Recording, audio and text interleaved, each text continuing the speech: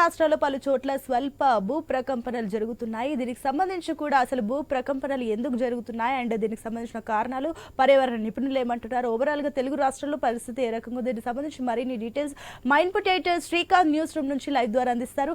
Srikanth, over to you. Sunitha, good morning.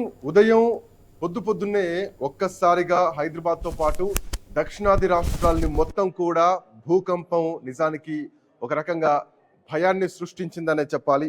చాలా ప్రాంతాల్లో భూకంపనలు, ఈ భూ ప్రకంపనలు నిద్ర లేకుండా చేశాయి. ఒక్క క్షణం అందరినీ కూడా ఇళ్లలోంచి బయటికి తీసుకొచ్చాయి. 50 ఏళ్ల తర్వాత ఇట్లాంటి భూకంపం నిజానికంటే గతంలో 1969లో 5 దాటింది ఇట్లాంటి భూకంపం. మళ్ళీ ఆ తర్వాత ఈసారి అంటే ఈ రోజు ఉదయం అట్లాంటి పరిస్థితి కనిపించింది. దక్షిణాది రాష్ట్రాల్లోనే చాలా ప్రాంతాల్లో ఈ భూకంపం రావడం జరిగింది. ఆల్మోస్ట్ 40 కిలోమీటర్ల లోతులో భూమి ప్రకంపించినట్టుగా కూడా కనిపిస్తోంది. సో రెండు తెలుగు రాష్ట్రాల్లో కూడా భూమి కంపించడంతో పాటు తెలంగాణ, ఆంధ్రప్రదేశ్, ఒడిశా, ఛత్తీస్గఢ్ రాష్ట్రాల్లో కూడా ఈ భూ ప్రకంపనల ప్రభావం చాలా సీరియస్ గా కనిపించింది. సో ఉదయం 8 గంటల నుంచి 8:30 గంటల ప్రాంతంలోనే ఇదంతా కూడా జరిగింది. 20 ఏళ్ల తర్వాత 5.3 తీవ్రత భూకంపం నమోదు కావడం చాలా ఒక ఆందోళన కలిగించేటువంటి అంశంగా కనిపిస్తోంది. అంతేకాదు చాలా ప్రాంతాల్లో కూడా ప్రజలంతా భయంతో పరుగులు తీసినటువంటి పరిస్థితి కూడా కనిపిస్తోంది. ఒక్కసారిగా అంటే హైదరాబాద్ నగరంలో పొద్దున్నే 6 గంటల నుంచే ఒక రష్ అవర్ స్టార్ట్ అవుతా ఉంటుంది. సో ఇట్లా నేపథ్యంలో ట్రాఫిక్ లో ఉన్నటువంటి క్రమంలో ఒక్కసారిగా భూమి కంపించేసరికి 2 వీలర్స్ కానీ 4 వీలర్లో ఉన్న వాళ్ళందరూ కూడా సిగ్నల్స్ దగ్గర ఆన్ ది రోడ్ ఉన్న వాళ్ళంతా కూడా ఒక్కసారిగా చాలా షేక్ అయినటువంటి పరిస్థితి మనం చూడొచ్చు. చాలా సీసీ కెమెరాస్ లో కూడా భూమి ప్రకంపించింది స్పష్టంగా కనిపిస్తోంది. సో ఇట్లాంటి భూ ప్రకంపనలు ఇక తెలంగాణలో అటు ఆంధ్రప్రదేశ్లో చూసుకుంటే గనక హన్మకొండ, హైదరాబాద్, వరంగల్, ఖమ్మం, రంగారెడ్డి, హైదరాబాద్తో పాటు భద్రాద్రి కొత్తగూడెంలో కూడా ఈ భూకంపం తీవ్రత కనిపించింది. ఇక ఆంధ్రప్రదేశ్ విషయానికి వస్తే విజయవాడ, గుంటూరు ప్రాంతాల్లో ప్రజలు కూడా ఈ భూకంప ప్రభావాన్ని వాళ్ళు చూడడం జరిగింది. సో ఉదయం 7:27 నుంచి తెలంగాణలో ఇది రావడం జరిగింది. రిక్టర్ స్కేల్ పైన 5.3 తీవ్రతతోటి భూకంపం సంభవించిందంటూ కూడా ఇప్పటికే నేషనల్ సెంటర్ ఫర్ సిస్మాలజీ కూడా ప్రకటించడం జరిగింది. సో దీని కారణంగానే 2 తెలుగు రాష్ట్రాలు కూడా ఒక్కసారిగా షేక్ అయినాయని చెప్పడం జరుగుతోంది. ఈవెన్ వాతావరణ శాఖ నుంచి కానీ at the same time national centre for seismology నుంచి కానీ. అయితే ఏడాది గతం నుంచి చూసుకుంటే కనుక ఈ మార్చిలో మనం కొంచెం ముందుకెళ్తే ఈ ఏడాది మొదట్లో 2024 మార్చిలో కూడా భూకంపం వచ్చింది. మార్చి 14వ తారీఖు నాడు ఆంధ్రప్రదేశ్లో భూకంపం వచ్చినట్టు కూడా ఇప్పటికే మనకు నిపుణులు చెప్తున్నటువంటి పరిస్థితి. సో అప్పుడు కూడా తిరుపతిలో 13.84 రావడం జరిగింది. ఆ తర్వాత 79.9 రేఖాంశం దగ్గర రావడం జరిగింది. సో ఆదిలాబాద్ లో కూడా 2022లో జరిగాయి. ఇట్లా రకరకాలుగా అంటే ఒక్కొక్క ప్రాంతంలో ఒక్కొక్క సంవత్సరం రావడం జరిగింది. అయితే ఇవన్నీ ఒక ఎత్తు, బట్ ఈ రోజు జరిగినటువంటి భూకంప పరిస్థితి మాత్రం ఒక ఎత్తు అనే చెప్పాలి. హైదరాబాద్ తో పాటు 4 రాష్ట్రాలని ఒక్కసారిగా వణికించింది ఈ భూకంపం. ఒక్కసారిగా ఈ భూకంపనలు నిద్రలేనటువంటి పరిస్థితిని తీసుకొచ్చాయని చెప్పాలి. అయితే ఎందుకు, దీనికి కారణం ఏమిటి అన్నది మాత్రం ప్రధానంగా చర్చించాలి. ప్రతి నిపుణులు కూడా ఇప్పుడు ఈ క్షణం జరిగిన దాన్ని బట్టే మాట్లాడుతున్నారు తప్ప భవిష్యత్ ఏమిటి అన్నది ప్రధానంగా ఇక్కడ చర్చించాల్సినటువంటి అవసరం ఉంది. ఒక 4 నెలల కింద మనం ఇక్కడ అబ్జర్వ్ చేస్తే గనక 4 నెలల కింద ఒక గాలివాన బీభత్సం వరంగల్ జిల్లాలోని ములుగు ప్రాంతాన్ని ఒక్కసారిగా రాత్రే షేక్ చేసింది. దరిదాపు కొన్ని లక్షలాది చెట్లు మొత్తం కూడా అక్కడ ఏర్పడ్డటువంటి ఒక టార్నిడో, భూకంపం తుఫాను కంటే కూడా పెద్ద టార్నిడో వచ్చేసరికి అక్కడ మొత్తం కూడా స్మాష్ అయిపోయింది. ఎక్కడ చెట్లు లేనటువంటి పరిస్థితి, లక్షలాది చెట్లన్నీ కూడా అడవిలో కింద పడ్డటువంటి పరిస్థితి.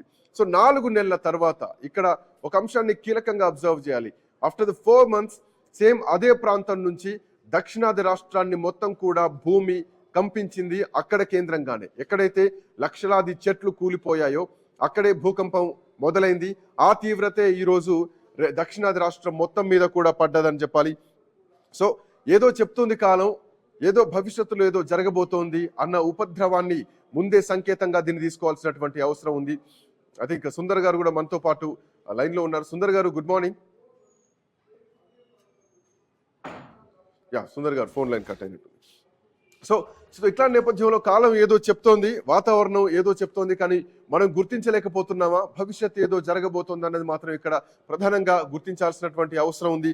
దీనికి సంబంధించి శాస్త్రవేత్తలంతా కూడా ఇప్పుడు ఈ క్షణం గురించి ఆలోచిస్తున్నారు తప్ప భవిష్యత్తు ఏం జరగబోతోంది, భవిష్యత్తు ఏమిటి అన్నది మాత్రం ఇంకా తెలియాల్సినటువంటి అవసరం ఉంది.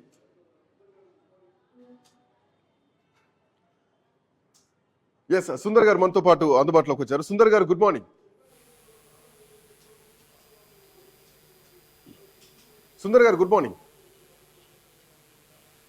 ప్లీజ్ సార్, నా వాయిస్ రావట్లేదు చూడండి సుందర్ గారికి. సుందర్ గారు మ్యూట్ లో ఉన్నారు, ప్లీజ్ ఒకసారి అన్మ్యూట్ చేయండి. లేదండి, నేను అన్మ్యూట్ లోనే ఉన్నాను. వినపడుతుందా? Unmute please. వినపడుతుందా? Yes, exactly. సుందర్ గారు, ఒక 4 నెలల కింద ఒక గాలివాన బీభత్సాన్ని మనం చూసాం. మేడారం అడవుల్లో లక్షలాది చెట్లు మొత్తం కూడా నేలమట్టం అయిపోయింది. 4 నెలల తర్వాత సేమ్ ఇప్పటి వరకు నిపుణులు చెప్తున్నారు అక్కడనే మొదలైంది, అక్కడ కేంద్రంగానే భూమి కంపించింది. ఈ ఎఫెక్టే ఈ రోజు దక్షిణాది రాష్ట్రాల పైన ప్రభావం పడింది అని చెప్పేసి. సో భూమికి ప్రాంతంతో సంబంధం లేదు, బట్ ఇక్కడ జరిగినటువంటి పరిస్థితిని మనం ఎట్లా చూడాలి? దక్షిణాది రాష్ట్రాల్లో ఇప్పుడు ఈ భూకంపాన్ని at the same time Chhattisgarh, Odisha, Andhra Pradesh, తెలంగాణలో ఈ 4 రాష్ట్రాల్లో కూడా భూకంపం జరిగిందంటూ కూడా ఇప్పటికే సిస్మాలజీ డిపార్ట్మెంట్ నుంచి కూడా మనకు కొంత సమాచారం అందుతోంది. ఏం జరిగింది? మనం ప్రస్తుతానికి ఈ క్షణం గురించే మాట్లాడుతున్నాం. What is the next? ఏం జరగబోతోంది? ఏమైనా ఒక సంకేతం కనిపిస్తోందా? ఈ సంకేతాల్ని మనం ఎట్లా అర్థం చేసుకోవాలి? సుందర్ గారు ఏం చెప్తారు? మనకి భూతాపం గురవుతుంది, భూమి తాపానికి గురవుతుంది, గ్లోబల్ వార్మింగ్ అనేది క్రియేట్ అవుతుంది, ఎన్విరాన్మెంటల్ పొల్యూషన్ అనేది మనకి అనేక రకాల నష్టాలని క్రియేట్ చేస్తుంది అనేది చెప్పకనే చెప్తా ఉంది మనకి ఇక్కడ. ఇది డైరెక్ట్ ఇండికేషనే, ఇండైరెక్ట్ ఇండికేషన్ కూడా ఏమి కాదు.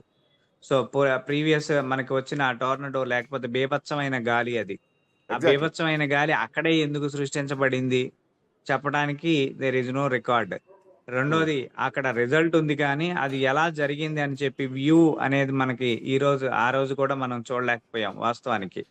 సో అక్కడ జరిగిన ప్రతాపమైన ఆ భూపీడన శక్తి, అంటే గాలిలో ఉండే పీడన శక్తి భూమి యొక్క పై వాతావరణాన్ని డ్యామేజ్ చేస్తే, భూమి లోపల ఉండే పీడన శక్తి భూమి యొక్క లోపల వాతావరణాన్ని కూడా డ్యామేజ్ కలుగుతుంది అనేది మనకి డైరెక్ట్ గా అర్థం అవుతోంది.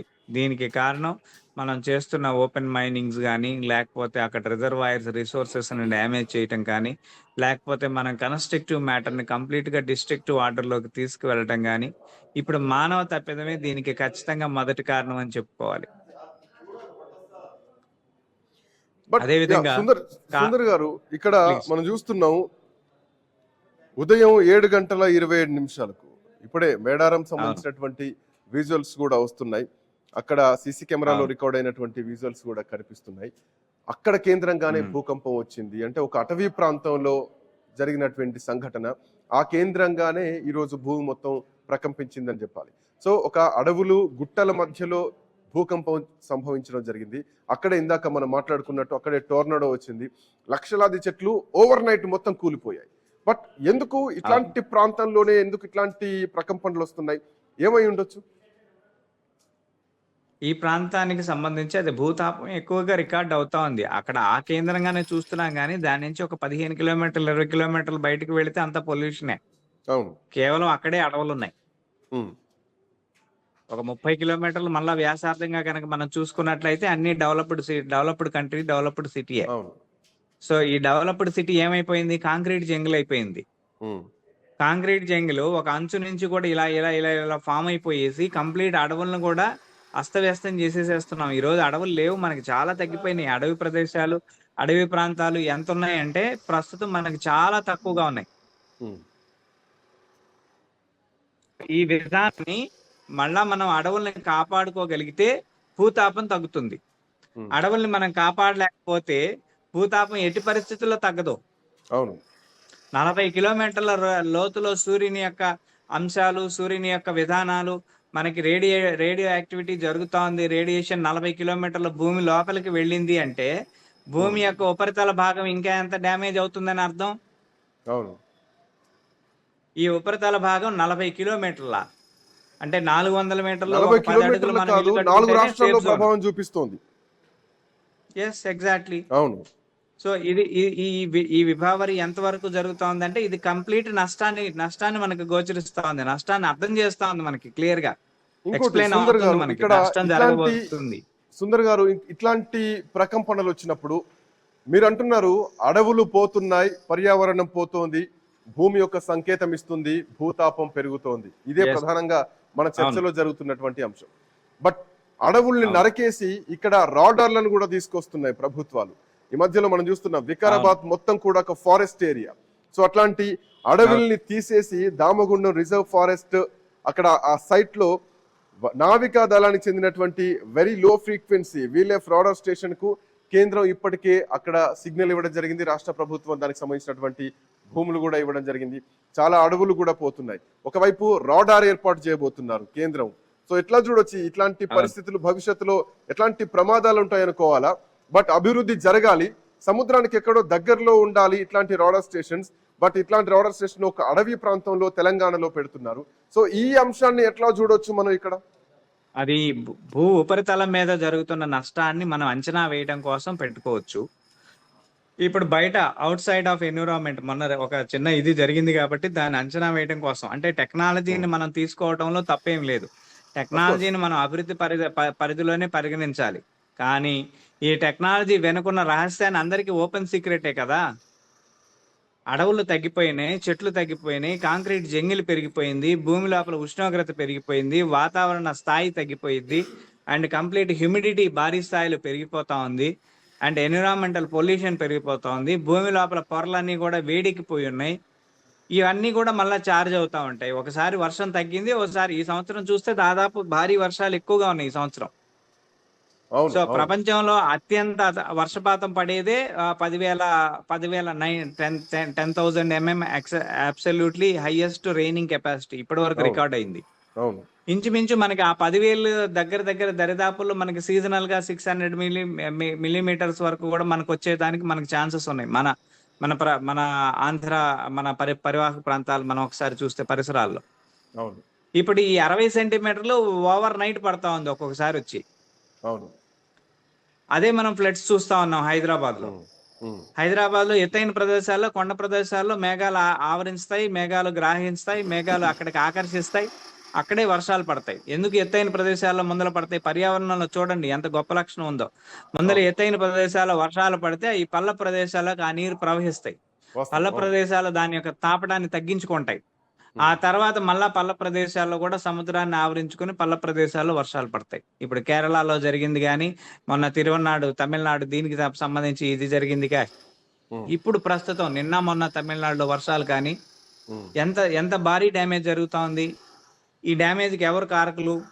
తుఫాను పుట్టింది. ఎందుకు పుట్టింది? భూతాపం చేతి ఆకాశంలో వేడి, అంటే కింద భూమి యొక్క వేడికి గాలి వాయువు వేడికి ఆకాశం ఆటోమేటిక్ గా క్లౌడ్ కూల్ అవుతుంది. కూల్ అయిపోయిన తర్వాత ఇమ్మీడియట్ గా వర్షాలు స్వీకరించే పరిస్థితి, తుఫాన్లు పుట్టేస్తాయి. ఎన్విరాన్మెంటల్ చేంజ్ ఇది ఒకదానికి బయలాజికల్ రియాక్షన్ ఉంది. వీటి ఒకదానికి ఒక బయలాజికల్ కనెక్షన్ ఉంది. Action where there is action, opposite reaction. Functionality ఇంత క్లియర్ గా కనిపిస్తున్నా గానీ మనిషి అనేవాడు కళ్ళు తెరవకపోతే ప్రభావితం సమాజం మీద పడక ఎవడి మీద పడుతుంది? బట్ ఎందుకు భూగర్భంలో ఉన్నటువంటి శిల బ్రేక్ అయినప్పుడే వాస్తవానికి ఇట్లాంటి ప్రకంపనలు జరుగుతూ ఉంటాయి. సో దీనికి కారణంగా మనం మానవ తప్పిదాలని మనం పరిగణలోకి తీసుకోవాలి. సేమ్ టైం ప్రభుత్వాలు చేసేటువంటి తప్పిదాలు కూడా. ఈ మధ్య కాలంలో మనం చూస్తున్నాం హైదరాబాద్ లో హైడ్రా లాంటి ఒక వ్యవస్థ రావడం జరిగింది.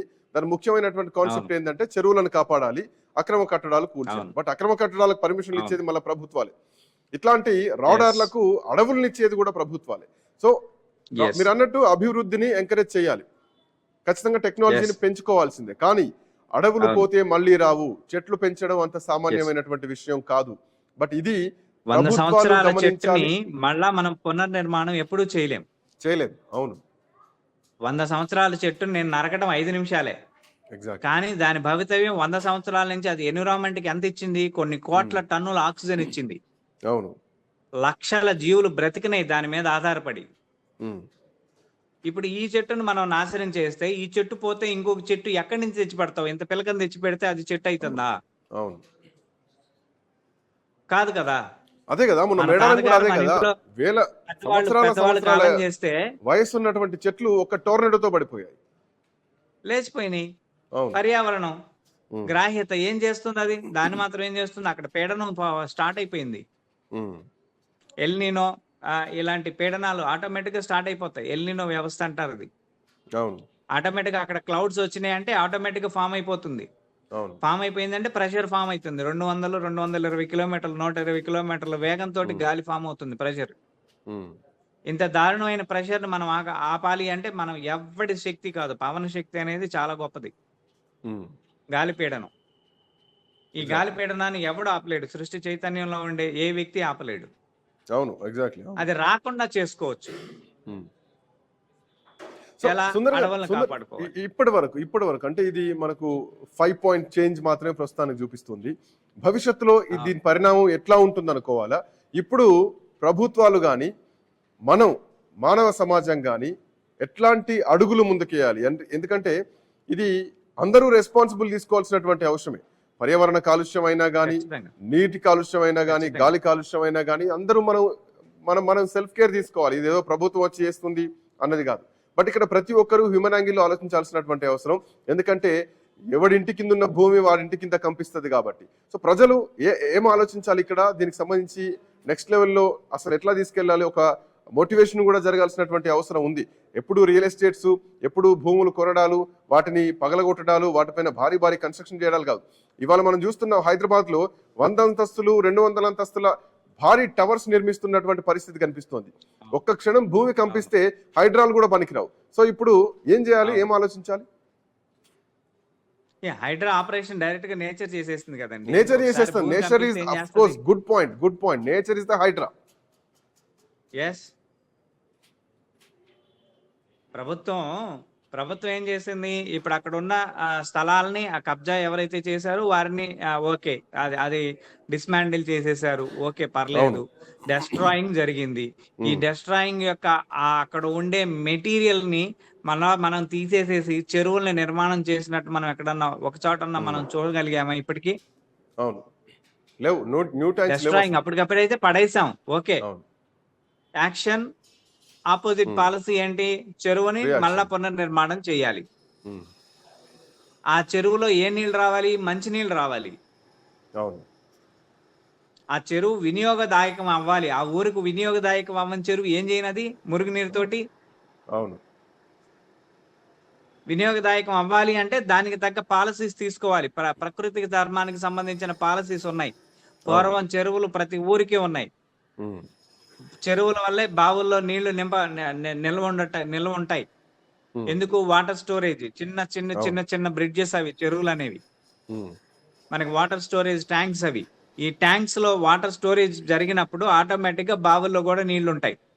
ఆ పరివాహక ప్రాంతం ఒక 50 మీటర్లు, 100 మీటర్లు, 500 మీటర్లు ఈ రేడియస్ లో ఇవన్నీ కూడా వాటర్ కలెక్టెడ్ పాయింట్స్ ఇవి. ఇప్పుడు ప్రస్తుతం మనకి హైదరాబాద్ లో పురాతనంలో బావి తీస్తే ఖచ్చితంగా మనకు వాటర్ దొరికింది 50-100 ఏళ్ల కిందట, లేకపోతే 45 ఏళ్ల కిందట వరకు కూడా దొరికినాయి కూడా. ఇవాళ తీయండి హైదరాబాద్ లో ఎక్కడ బావి తీస్తారో మీరు, మంచినీళ్ళు ఏమొస్తాయో మూసీ నది పక్కన తీస్తే మురుగునీరు వస్తా ఉంది. ఇంకొక ఏరియా పక్కన తీస్తే ట్యాంక్ బండ్ పక్కన తీస్తే దగ్గర బోర్ వేసుకున్నా గానీ మురుగునీరే వస్తున్నాయి. వాటర్ స్మెల్ వస్తున్నటువంటి పరిస్థితి. Going to the polluted. Exactly. వీటన్నిటిని మళ్ళా మనం పునర్నిర్మించాలి అంటే మన శక్తికి ఎలా మనకి అందులో అందుబాటులోకి వస్తుంది? అది ఒక ఇల్లు కడితేనే ఆ ఇంటిని మళ్ళా మనం 100 ఏళ్ల పాటు కాపాడుకుంటున్నామే. ఆ ఇల్లు నిలబడాలంటే ఈ ప్రకృతి ధర్మం కాదా? ఈ భూమి నీది కాదా? నీ తల్లిని నువ్వు గౌరవించట్లేదా? ఈ భూమాతను కూడా నువ్వు గౌరవించలేవా? బట్ సుందర్ గారు, సముద్రంలో వచ్చే భూకంపంతో సముద్రం దిగువన తుఫాన్ వస్తూ ఉంటుంది, సునామీలు సృష్టిస్తూ ఉంటాయి, భారీ వరదలతో ఒక్కసారిగా మొత్తం స్మాష్ చేస్తుంది. అది కూడా మళ్ళా మానవ సమాజం మీదనే, మన ఆస్తుల మీదనే పడతా ఉంటాయి. ఒక్కసారిగా తుడిచిపెట్టకపోతుంది. గతంలో హుదూ తుఫాన్లని ఎన్నో చూసాం. విశాఖపట్నం లాంటి నగరాన్ని మొన్న విజయవాడలో కూడా మనం చూసాం. మొత్తం తుడిచిపెట్టకపోయింది. అంత బురదమయమైనటువంటి పరిస్థితి. అడవుల్లో వచ్చేటువంటి ఈ భూకంపాలు, సముద్రంలో వచ్చేటువంటి భూకంపాలు రెండు భూకంపమే. కానీ వీటిలో ఉన్నటువంటి వేరియేషన్స్ ఏంటి? ఎందుకు ఇట్లాంటివి సంభవిస్తూ ఉంటాయి? ఎట్లాంటి పరిస్థితులు ఉంటాయి? సముద్రంలో భూమి యొక్క కక్ష నుంచి, అంటే మనం ప్రస్తుతం ఉన్న మన మానవాళి నివసించే ఏరియా నుంచి సట్టని ఏరియా వరకు కూడా ఈ సముద్రం ఆవరించి ఉన్నది. ఈ సముద్రంలో వచ్చే ప్రతి ఒక్క ఈ భూకంప తీవ్రతని మనం పూర్తిగా ఈ రోజుకి మనం నమోదు చేయలేకపోతున్నాం. ఎందుకు అంటే Exactly. ఈ సముద్రం ఒక్కొక్క బేసన్ ఒక్కొక్కరికి కేటాయించబడి ఉంది. 4 దేశాలు, 4 దిక్కులు, లేకపోతే మనకున్న 3 దిక్కుల్లో మనకు సముద్రం ఆవరించి ఉంటే మనకి కొంత భాగం ఉంటే వేరే దేశాలకు కొంత భాగం ఉంది. కాబట్టి అక్కడ ఏం జరుగుతుందో తెలుసుకునే పరిధి మనకి లేదు. మనకేం జరుగుతుందో మనకి తెలుసుకునే పరిధి మాత్రమే మనకుంది. కానీ మనం మన విషయాన్ని వాళ్ళకి ట్రాన్స్ఫార్మ్ చేయలేము, వాళ్ళు తెలిసిన విషయాన్ని వాళ్ళు మనకి ట్రాన్స్ఫార్మ్ చేయలేరు. ఇది మనకి ఉన్న పెద్ద బ్యాక్లాగ్. ఈ సెక్యూరిటీ సిస్టమ్ అనే ఒక రీజన్ తోటి ఎవరికి వాళ్ళ విషయాలను వాళ్ళే బందీ చేసుకుంటున్నారు. సో దీని వల్లే గతంలో మనకు జరిగిన వైజాగ్ ఒక దానికి ఏదో మంచి పేరు కూడా పెట్టారు, ఉదూద ఏదో పెట్టారు. ఓకే, సో ఇలాంటి తుఫాను సముద్రంలో జరిగిన రేషియో వల్లే సముద్రం మీద ఘనావిరి జరిగింది. అప్పటికప్పుడు తుఫానుగా ఫామ్ అయిపోయింది. అప్పటికప్పుడు చాలా భారీ స్థాయిలో నష్టాలను కలిగించింది. దీనికన్నా ముందలే మనకి ఆ సముద్రం పొంగి వచ్చి తమిళనాడు నుంచి ఇటు అప్ టు కలకటా, అంటే మా చెన్నై టు కలకటా మొత్తం సముద్రం, బే ఆఫ్ బెంగాల్ మొత్తం ఏరియా మొత్తం కూడా మనకి సముద్రంలో జరిగిన దీనికే సముద్రం ఎగిసి పడిన అలలకే కొన్ని లక్షల మంది చనిపోయారు, వేల మంది. అది సముద్రంలో జరిగే నైతికమైన చిన్న చిన్న మార్పులు. ఈ మార్పులు ఎవరి ద్వారా జరుగుతున్నాయి? కేవలం అక్కడుండే వెయిటే. కొన్ని సంవత్సరాల తరబడి ఈ సముద్రంలో వెయిట్స్ ఉన్నాయి. ఈ వెయిట్స్ అన్నిటినీ కూడా, అంటే వాటర్ బెడ్ వెయిట్, అక్కడ వేరే వెయిట్ ఏం లేదు. లక్షల వాటర్ ఆ యొక్క భూమి తాపటించబడి అది కంపనానికి లోన్ అవ్వకుండా ఆ వెయిట్ పడిపోతా ఉంది. ఒక నెత్తిన ఒక 50 గ్రాములు బరువు ఈ రోజు పెట్టుకున్నాము అంటే ఓకే, ఇదే ఒక 5 రోజులు పనిష్మెంట్ రా బాబు నీకు కంటిన్యూ చేయండి అంటే నెత్తిన టోపీనే మనం మోయలేం. సర్టన్ టైంకి దాన్ని మళ్ళీ తీసేసే ప్రయత్నమే చేస్తాం. సో అలాంటిది ఈ భూమి యొక్క వేయింగ్ లిఫ్ట్ అనేది సాధారణంగా దాని గ్రాహక శక్తులను బట్టి లోపల టెక్టానిక్, ఈ పైన వెయిట్ పడటం చేత లోపల టెక్టానిక్ ప్లేట్స్ అన్ని మూవ్ అవుతా ఉంటాయి. ఈ మూవ్ అయిన మొత్తం కూడా ఆర్డర్ నుంచి ఇన్ ఆర్డర్ నుంచి ఆర్డర్ కి వెళ్తా ఉంటాయి. దీని యావరేజ్ ప్రతి సంవత్సరం దాని మూవ్మెంట్ కదలికలు కేవలం ఒక సంవత్సరానికి 3 సెంటీమీటర్లు. ఇది మనకు లెక్క. ఈ 3 సెంటీమీటర్లు కదిలితే ఓకే, ఇది అండర్ కంట్రోల్. ఈ 3 సెంటీమీటర్లు ఇది డ్రాస్టిక్. బట్ సుందర్ గారు, ఇక్కడ మనం రిక్టర్ స్కేల్ పైన 1 to 9 అనే ఒక కొలత ఉంటుంది. సో దాని ప్రకారం మాత్రమే దీని కొలత చేయడం జరుగుతుంది. సో ఈ రోజు 5.3 గా రిక్టర్ స్కేల్ పైన ఒక నెంబర్ రావడం జరిగింది. సో ఆ తీవ్రతను మనం గుర్తించడం జరిగింది. అంటే ఏ తీవ్రతలో ఎట్లాంటి పరిణామాలు ఉంటాయి అనుకోవాలా? ఈ 5.3 దాటితే 9 వరకు వెళ్తే ఎట్లాంటి పరిస్థితులు ఉంటాయి? దీన్ని ఏమైనా ఎక్స్ప్లెయిన్ చేయొచ్చా మనం? 9 దాకా కూడా అవసరం లేదు. మనకి రీసెంట్ గా ఢిల్లీలో అటు ఇటు జరిగింది కూడా 7.2, 7.8. కొన్ని బిల్డింగ్స్ పడిపోయినాయి. నేపాల్ ఇలాంటి ప్రదేశాల్లో 7.8 నుంచి 8.6 వరకు ఉంది. 9 ఇంతవరకు ఒక పెద్దగా టచ్ అవ్వలేదు. ఒక్కొక్కసారి ఎప్పుడో రీసెంట్ గా ఒక 13 వరకు వెళ్ళింది. అది కూడా సముద్రం నుంచి వచ్చి బయట 9, 8.5 ఉంది. సముద్ర గర్భంలో 13 ఉంది. సో అలా మనకి రికార్డ్ అవుతుంది. కానీ అది కనుక 9, 10 అయితే అది చాలా దారుణమైన పరిస్థితి జరుగుతుంది. అది ఎన్ని సెకండ్ల పాటు కంపించింది అనేది, ఇంటెన్సిటీ ఎలా ఉంది అనేది చాలా ఇంపార్టెంట్. ఇది సుమారు దాదాపు 1 నిమిషం పాటు కనుక ఆ స్థాయిలో కంపించిన, లేదు ఈ 5.2లో కూడా 1 నిమిషం పాటు ఇలా గదగదలు ఆడిస్తే ఆటోమేటిక్గా ఎర్త్ సాయిల్స్ అన్ని వీక్ అయిపోతాయి, కన్స్ట్రక్షన్స్ అన్ని కూడా డిస్ట్రక్షన్స్ అయిపోతాయి, నేచర్ హైడ్రా స్టార్ట్ అయిపోయినట్టే. సో ఇప్పుడు మనం 5.3ని కూడా అంత ఈజీగా తీసుకోవాల్సినటువంటి అవసరం లేదు. ఇది ఏమాత్రం ఒక పాయింట్ పెరిగినా గానీ ఖచ్చితంగా nature will become a HYDRAA అని చెప్పొచ్చు. yes definitely. బట్ సుందర్ గారు ఇక్కడ ఇట్లాంటి సమయంలో, అంటే ప్రకృతి ప్రకోపం వచ్చినప్పుడు ఇండ్లల్లో కానీ చాలా మంది పిల్లలు ఉంటారు, ప్రజలంతా ఉంటారు, వాళ్ళు రోడ్ల పైన ఉంటారు. సో ప్రజలు ఇమ్మీడియట్ గా తీసుకోవాల్సినటువంటి జాగ్రత్తలు ఏంటి?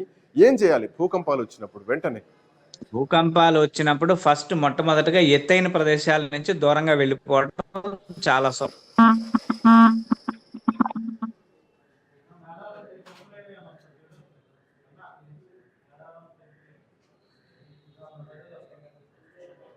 సుందర్ గారు.